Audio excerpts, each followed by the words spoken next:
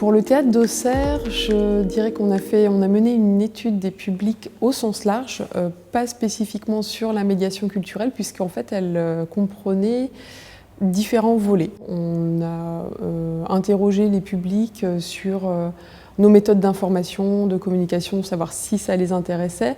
Pour la partie qui s'approchait plus de ce qu'on pourrait appeler médiation culturelle, c'était les interroger, comprendre aussi le pourquoi ils viennent au théâtre et quels seraient les freins qui pourraient les empêcher de venir au théâtre. Ce qu'on peut dire de cette étude des publics, c'est qu'elle va vraiment dans le sens de ce qui nous anime, c'est-à-dire de pouvoir continuer à développer les publics qui viennent au théâtre d'Auxerre et pas uniquement s'interroger sur ce que pensent nos spectateurs habituels. Pour la méthodo, on a volontairement prévu de faire cette enquête sur un temps long. Donc pour ça, on a mené une série d'entretiens préalables auprès de plus d'une quinzaine de personnes qui connaissaient malgré tout bien l'activité du théâtre, ce qui fait que ça nous a permis d'affiner un petit peu des hypothèses de travail.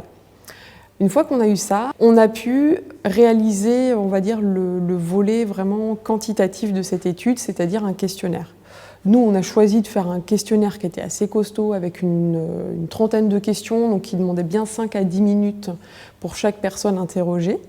Voilà, donc là, on a pu recueillir plus de 500 questionnaires. Il y avait un tiers de personnes qui étaient vraiment des habitués du théâtre, un tiers de personnes qui étaient là de façon très occasionnelle et un tiers de personnes qui n'étaient jamais venues au théâtre. Parce qu'on ne voulait pas être sur une seule enquête quantitative et qu'on voulait vraiment affiner les choses, on a ensuite mené des entretiens à la suite de l'analyse vraiment de ces données qui nous ont permis d'affiner et de comprendre vraiment, on va dire, de façon assez fine ce qui concerne l'attitude et le comportement des personnes, là où les chiffres ne suffisaient pas à nous donner des réponses fiables. En termes de volume de travail pour le théâtre, c'est vrai qu'on a fait le choix de le faire en interne. C'est aussi pour ça que c'était réalisé sur 2 saisons consécutives et pas sur une seule. Ça permet vraiment de l'intégrer sur un quotidien de travail d'un lieu de spectacle vivant qui est déjà assez fourni.